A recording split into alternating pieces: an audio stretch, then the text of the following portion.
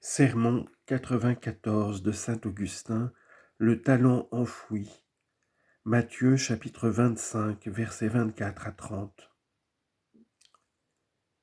Ces seigneurs, mes frères et collègues dans l'épiscopat, ont daigné nous honorer et nous réjouir de leur présence. Mais je ne sais pourquoi ils refusent de m'aider dans mes fatigues. Je tiens à le dire à votre charité devant eux, afin que votre attention et votre désir intercèdent en quelque sorte en ma faveur, et qu'eux aussi consentent à prêcher quand je les en supplie. Qu'ils donnent de ce qu'ils ont reçu, et qu'ils veuillent bien travailler plutôt que de s'excuser. Pour moi, effectivement, je suis épuisé et à peine capable de parler. Je ne vous dirai donc que quelques mots et vous les recevrez avec plaisir. Nous avons d'ailleurs un mémoire des bienfaits que Dieu vient d'accorder par un saint martyr. Tous ensemble, nous écouterons ce mémoire avec plus de bonheur encore. Que vais-je donc vous dire ? L'Évangile vient de vous parler de la récompense des bons serviteurs et du châtiment des mauvais. Or, tout le crime du serviteur éprouvé et condamné à d'affreux supplices fut d'avoir refusé de donner. Il conserva intégralement ce qu'il avait reçu.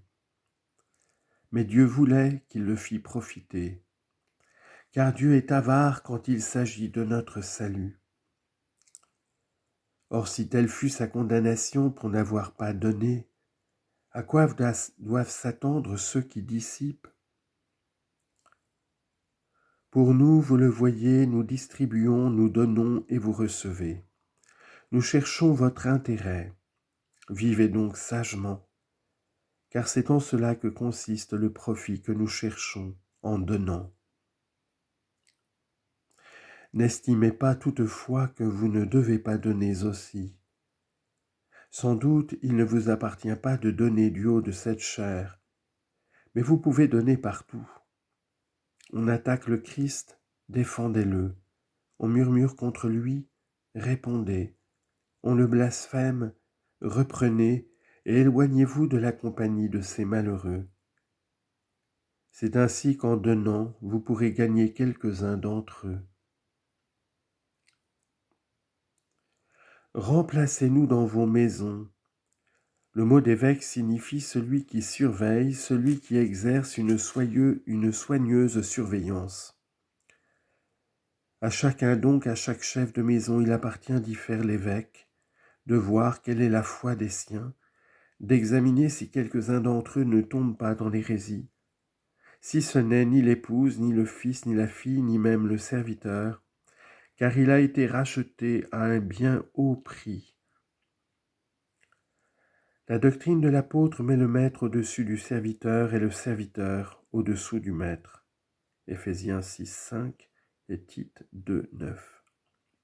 Le Christ toutefois a donné la même rançon pour l'un et pour l'autre. Ne méprisez donc pas les derniers d'entre vous, veillez avec tout le soin possible au salut des membres de votre famille.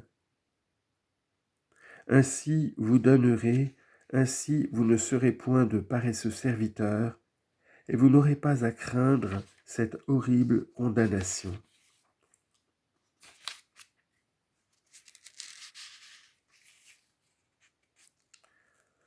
Sermon 94 de saint Augustin, le talent enfoui.